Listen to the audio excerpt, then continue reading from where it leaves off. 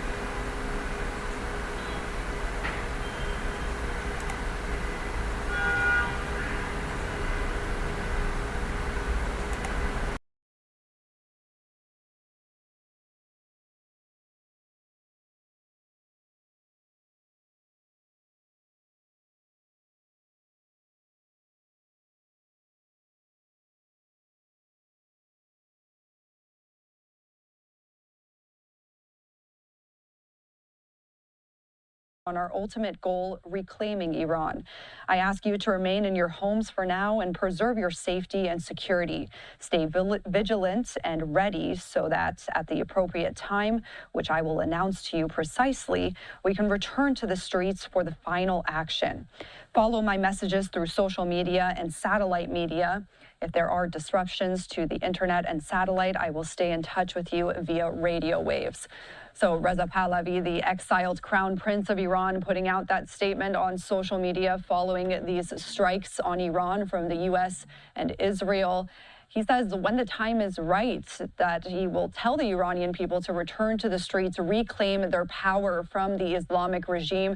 And Pahlavi has said that he wants to play a role in a transition back to democracy for Iran. Give us your takeaways from this statement from Pahlavi and what kind of role he will play in a possible regime change that some are saying that this could lead to in Iran.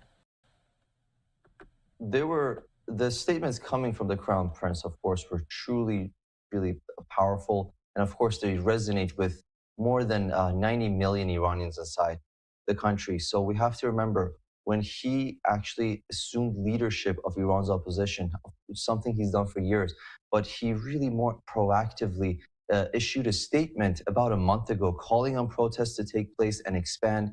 And that's when we saw the highest demonstrations against the Islamic Republic in Iran's history. That's crucial. Of course, there's no reliable polling coming from Iran. And given that the elections are neither free or fair, this is the only way that we can gauge what Iranians want on the ground. And of course, once he called on people to take to the streets, we saw millions come out. We saw the most brutal crackdown.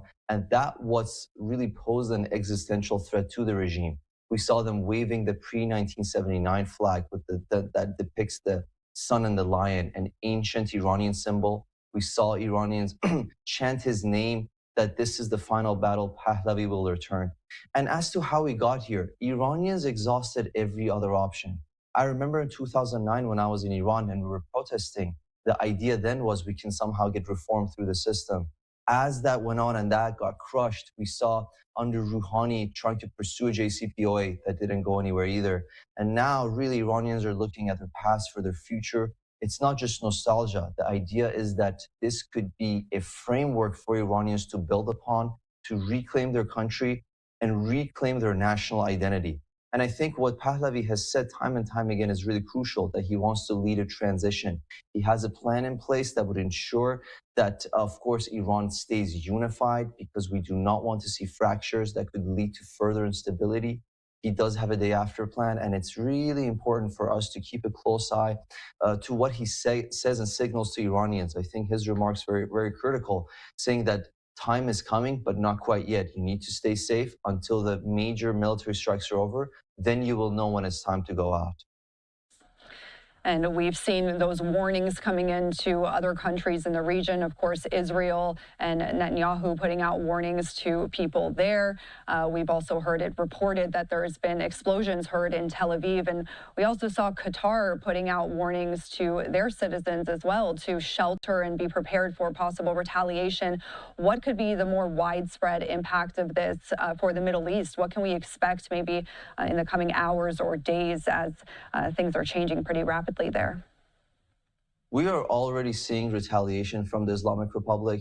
And it's very important for us to at this point distinguish between Iranians and the Islamic Republic officials. So moving forward, when you hear these two terms, they're no longer synonymous, and Iranians made that clear. So the retaliation coming from the regime right now, of course, is targeting the U.S. fleet, is going to realistically target U.S. bases in the region. And as I look at my phone, actually, I see more and more notifications coming about shelter in place for Israelis. There's numerous missiles being launched towards that direction. And this is something that we've seen before during the 12-day war. So when you look at the Islamic Republic's missile capabilities, sometimes the debate is whether it's about quantity versus quality, but it's not that simple either. Because when you look at the first stages of the war, during the 12-day war, we saw about, up to 200 missiles get launched at Israel, and almost none of them struck targets. That said, as the war went on, we saw the numbers decrease, but somehow the accuracy increased. So we get to really narrow down exactly, of course, which missiles we're talking about. Some might be cruise. They might be supplemented with drone storms. This is something that the Islamic Republic has threatened before. Another really concerning threat issued by the regime is actually going after U.S. embassies. This is something they've done, of course, inside Iran. This is something they've done in Iraq, which is why the United States eliminated General Soleimani at the time. But the more concerning one would be if the regime were to tap in its terror network, whether it's in Europe or in America. Unfortunately, they do have an extensive reach of ideological really affiliates and gangs throughout the West. So that might be also the case, because now the regime is in full crisis scenario. This is for them also a battle of no return. For them also, it's now or never. So of course, given the jihadi and Islamist mindset that they have, realistically, they're going to pursue the wildest cards that we may not have even seen before. There's a likely chance that they might even tap to an arsenal that we haven't heard of. We know they used chemical weapons against their own people. That is another, of course, unfortunate possibility. But as we look at all these options, again, time is limited, and the Islamic Republic officials know it's now time for them to decide if they really want to pursue this war, or many of them are going to defect and join the people. And this is that video again, just in the hours after the U.S. and Israel struck Iran. This is the images of smoke rising above Tehran, and we know there were multiple strikes reported across the country. I want to ask you one more thing here, Jonathan. So Netanyahu and Israel is putting a name to this operation. They're calling it Operation Roaring Lion. Of course, the pre-revolutionary flag of Iran had a lion in place of the Islamic symbol that it has now. What is the significance of this name for people that might not be too familiar with the history of the Islamic Republic's takeover of Iran? Of course.